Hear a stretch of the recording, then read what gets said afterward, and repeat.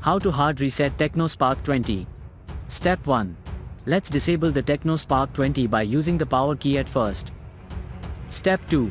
Now push and keep a combo of the power button and the volume down button. Step 3.